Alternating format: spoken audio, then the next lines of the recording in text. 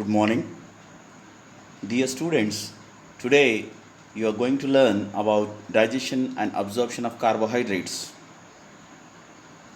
So, carbohydrates can be defined as polyhydroxyaldehydes or ketones or the substance which generate them on hydrolysis.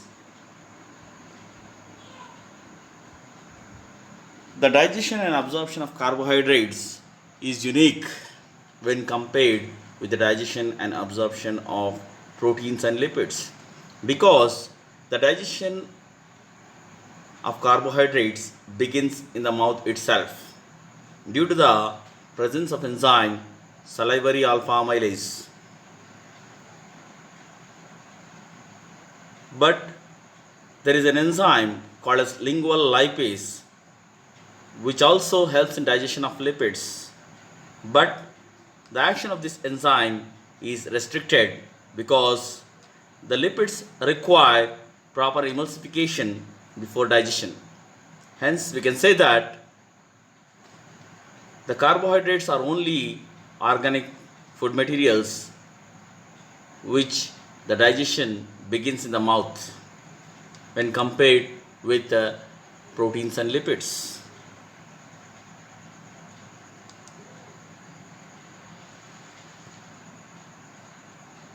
The major nutritional role of carbohydrates is to provide energy, and the digestible carbohydrates provide 4 kilocalories per gram of energy.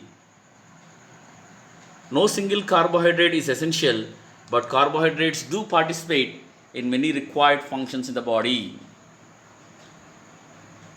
The brain requires about 120 grams of glucose per day, which is equivalent to 480 calories of energy per day.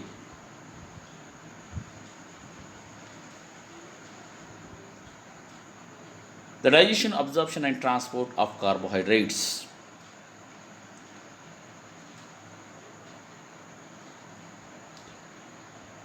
The source for the carbohydrate for generating energy in the body are of two types.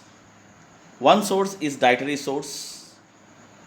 The food which you take in diet, it consists of carbohydrates like polysaccharide, disaccharide, monosaccharides. And another source is storage form of carbohydrate like glycogen, which is stored in the liver. Apart from it, there are special pathways like gluconeogenesis, which helps in generation of glucose.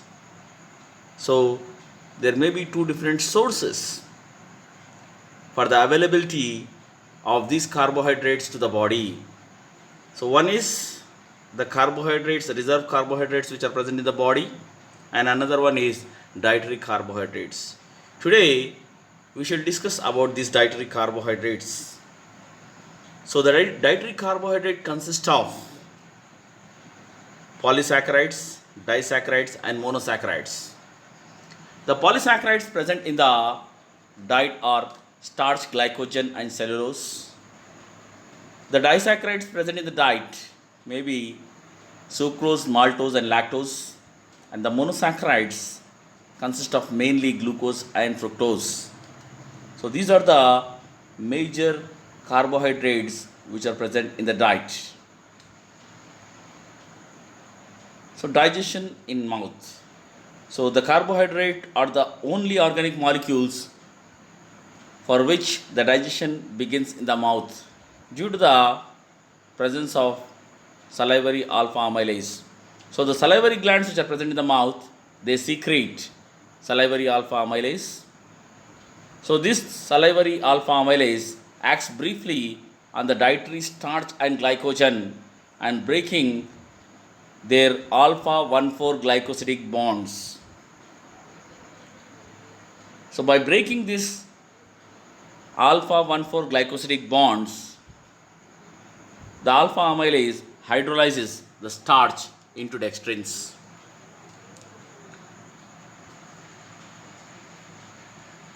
So here you can see in the diagram, so where the salivary alpha amylase, it is breaking the alpha 1,4 glycosidic bonds and converting the polysaccharide into limit dextrins, maltotriose, maltose, and isomaltose. Then digestion in the stomach. Once the partially digested food, which consists of partially digested carbohydrate, enters into the stomach secretes HCl.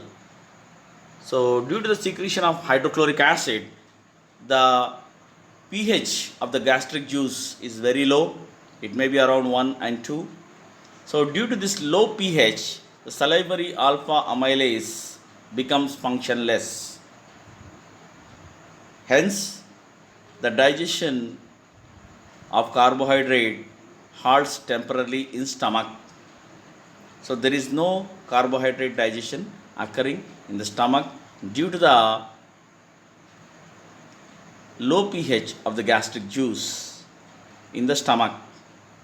Once this partially digested carbohydrate along with the gastric juice moves from the stomach and comes into the intestine,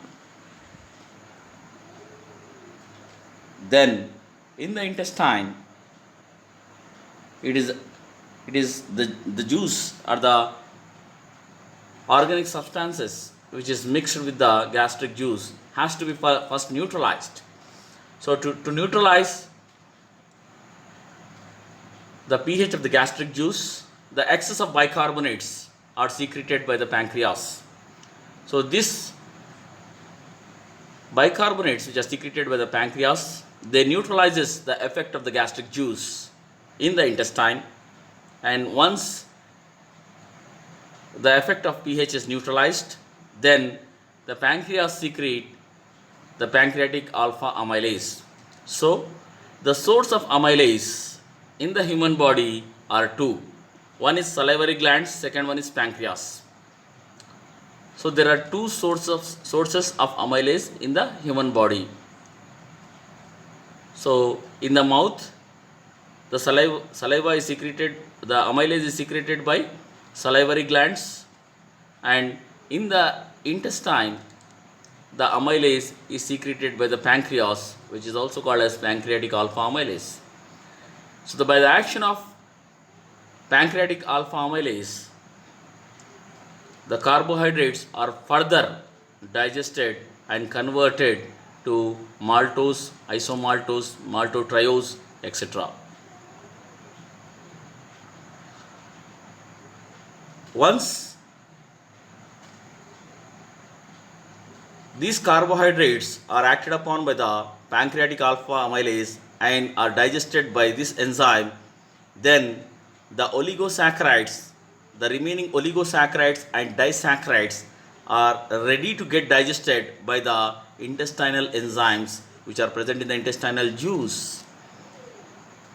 So the intestinal enzymes consist of sucrase, maltase, lactase and isomaltase. So here you can see digestion due to pancreatic alpha amylase. The pancreatic alpha amylase degrades the dextrins further into a mixture of maltose, isomaltose and alpha limit dextrins. So these alpha limit dextrins are smaller oligosaccharides containing about 3 to 5 glucose units in them. So the digestion of pancreatic amylase converts the complex carbohydrates into maltose, isomaltose and limit dextrins, alpha limit dextrins. So here it is the action of enzyme pancreatic alpha amylase in the small intestine. So where you can see by the action of pancreatic alpha amylase, the oligosaccharides are converted into maltotriose, maltose and alpha limit dextrins. Then once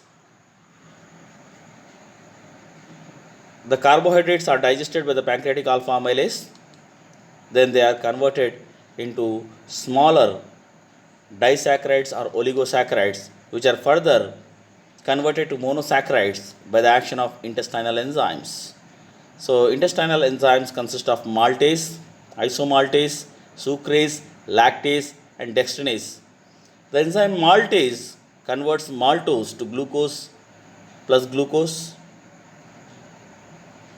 as it is a disaccharide of glucose.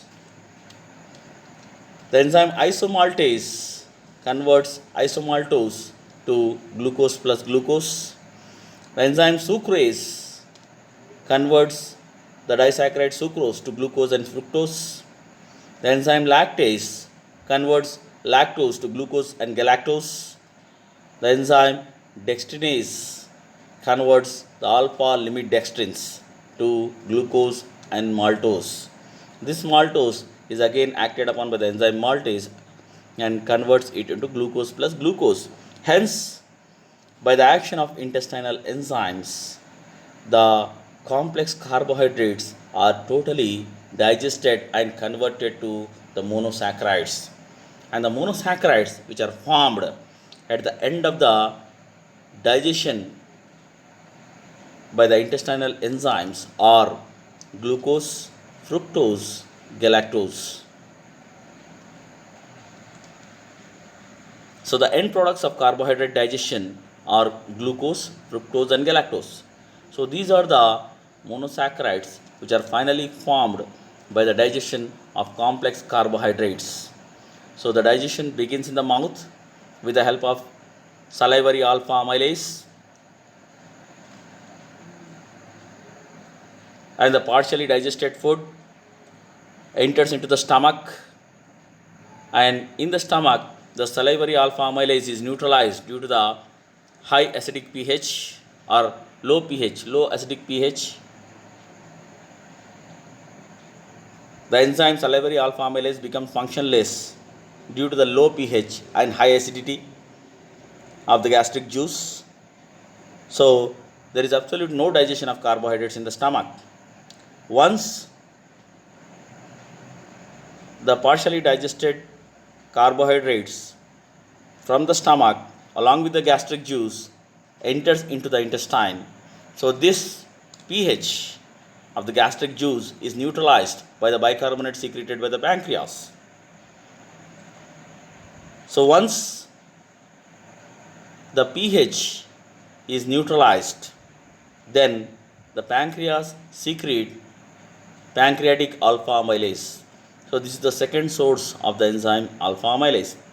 So there is further breakdown or hydrolysis of the complex carbohydrates by the pancreatic alpha amylase, and the remaining disaccharides and smaller oligosaccharides which are formed as the end product of the pancreatic alpha amylase are acted upon by the intestinal enzymes which are present in the intestinal juice.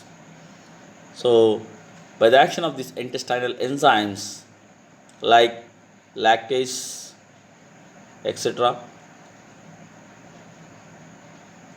the complex carbohydrates are totally digested and converted into simpler monosaccharides like glucose, fructose and galactose. So these simpler monosaccharides which are formed as the end product of that carbohydrate digestion are now ready to get absorbed into the intestinal mucosal cell. So this is the digestion part.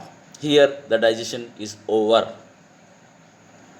So once these simpler and absorbable monosaccharides are synthesized or formed from the complex carbohydrates, that means the digestion is completed. The next part is absorption. Let us see the absorption of carbohydrates. So here there is a flow chart you can see. So the dietary carbohydrates which consist of polysaccharide, disaccharide and monosaccharide. So the polysaccharides digestion begins in the mouth itself by the action of enzyme salivary alpha amylase which converts the polysaccharide into dextrins, and in the stomach, as due to the low pH and high acidity, the salivary alpha amylase gets neutralized, and this partially digested food from the stomach enters into small intestine, and in the intestine, due to the bicarbonate secreted by the pancreas, the gastric juice is neutralized, and then at the favorable pH, the pancreatic amylase is secreted by the pancreas which acts on the dextrins and convert it into maltose, isomaltose and alpha limit dextrins. So once the action of pancreatic alpha amylase is completed, then the disaccharides and the small oligosaccharides which are formed at the end as the end product of the pancreatic alpha amylase are hydrolyzed or further digested by the intestinal enzymes which are present in the intestinal juice like maltase, sucrase and lactase. So they further convert the disaccharides and smaller oligosaccharides into easily absorbable monosaccharides, that is glucose, fructose and galactose. So this is what the digestion is completed. So complex carbohydrate are digested to the simpler and easily absorbable monosaccharides. So this is called as digestion. You can see the flow chart of the digestion. So once the glucose, fructose and galactose are formed in the intestinal lumen, then they get absorbed into the intestinal mucosal cell. Once they get absorbed into the intestinal mucosal cell, after meeting the energy requirements of the cell, then they are transported along the bloodstream and gets deposited into the liver. So let us learn about absorption. So absorption of carbohydrates. So absorption of carbohydrates, there are two different mechanisms which are responsible for the absorption of monosaccharides. They are active transport and facilitative transport.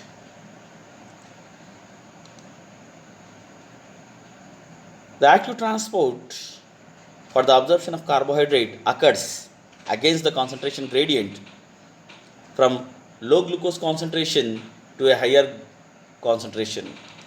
So it requires an energy molecule and also it is dependent on sodium. Facilitative transport is a transport which occurs with concentration gradient from higher concentration to the lower concentration gradient until and unless they both are neutralized.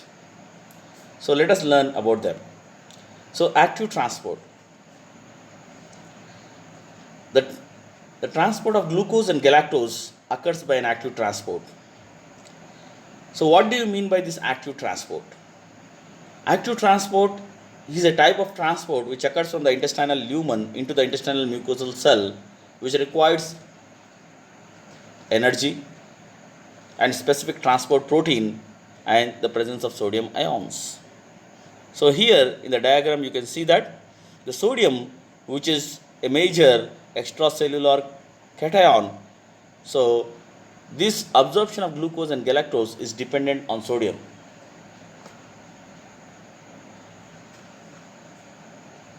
So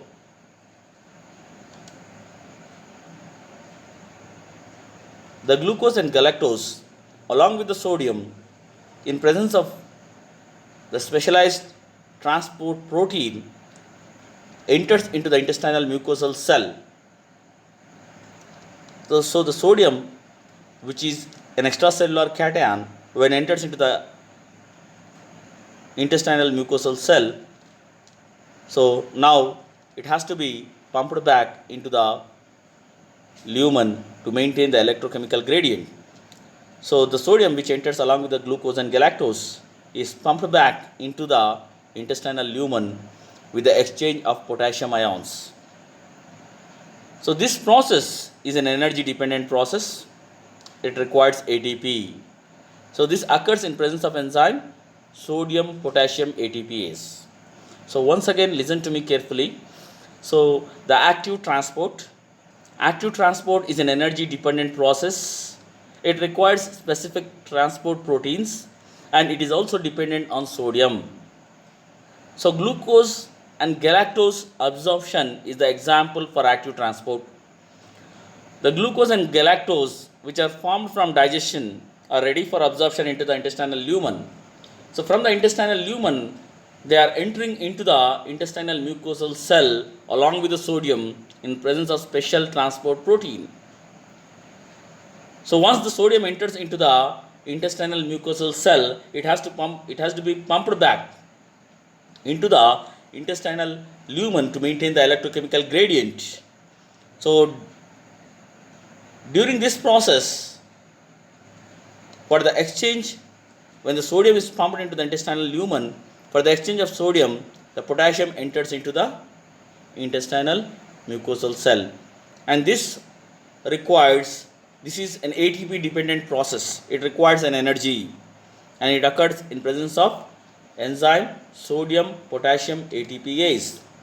So the example for active transport is glucose and galactose, which enters into the intestinal mucosal cell, and this is called as absorption.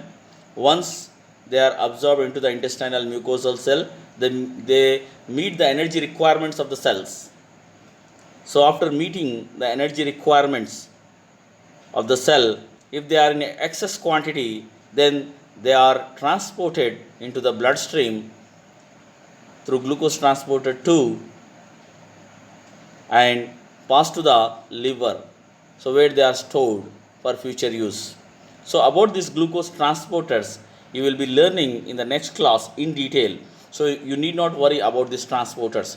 You just concentrate on the subject, that is active transport and passive transport.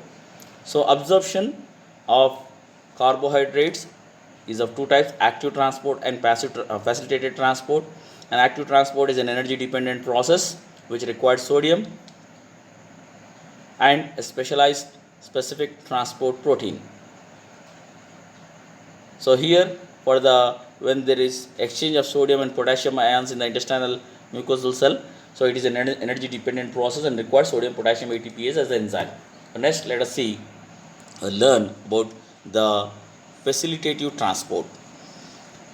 So the facilitative transport, the example is fructose and mannose, which are transported by a sodium dependent facilitative diffusion process, which requiring a specific glucose transporter called as glucose transporter 5.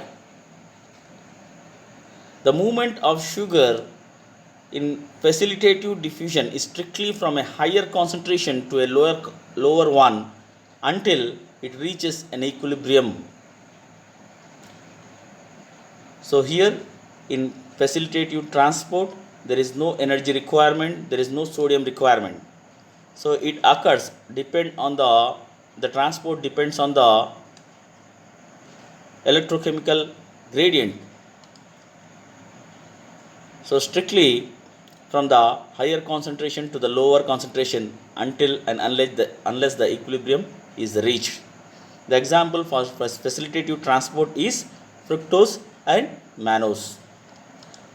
So this is how the absorption of carbohydrates occurs from the intestinal lumen into the intestinal mucosal cell. So digestion, where the complex carbohydrates are broken down into simpler and easily absorbable monosaccharides. So once the digestion is completed, the monosaccharides which are formed as the end product of digestion are ready to get absorbed into the intestinal mucosal cell. So the absorption process of these carbohydrates is of two types, that is active transport and facilitative transport. The active transport, the example is glucose and galactose, which depends the transport of glucose and galactose from the intestinal lumen into the intestinal mucosal cell depends on sodium, it depends on energy, and also it depends on the special transport protein. So three things. So once this glucose and galactose enters into the intestinal mucosal cell along with the sodium is pumped back into the lumen with the exchange of potassium. It requires a molecule of ATP and occurs in presence of sodium potassium ATPase. The other carbohydrate molecules like fructose and mannose, which are also formed as an end product of digestion of carbohydrates, they are transported from the intestinal lumen into the mucosal cell by facilitative transport.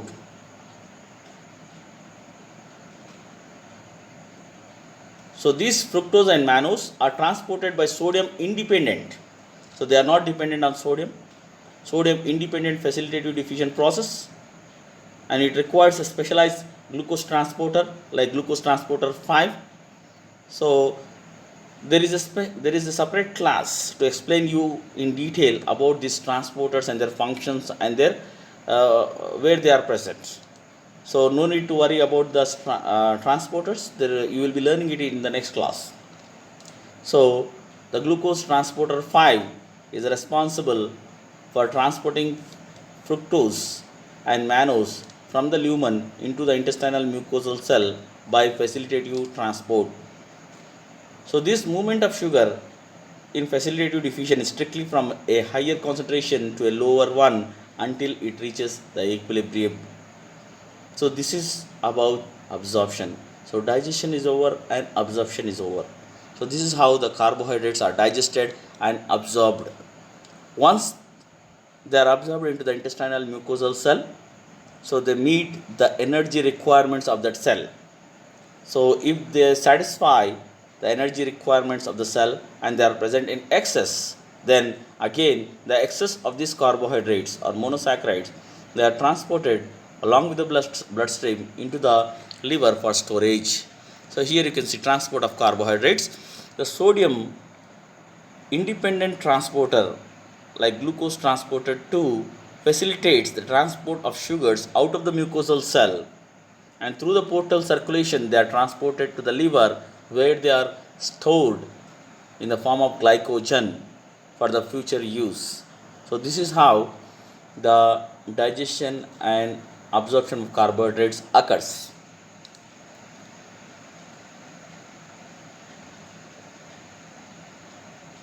So lactose malabsorption syndrome or lactose intolerance. So this lactose intolerance is due to the enzyme deficiency called lactase, which is also called as beta galactosidase. So this lactose intolerance is common in adults. About 90% of the population will have this lactose intolerance, and the symptoms of this lactose intolerance are gurgling noise in the intestine, flatulence, diarrhea, and the major problem is calcium deficiency in infants. The treatment is simple. It can be done with the elimination of lactose from the diet.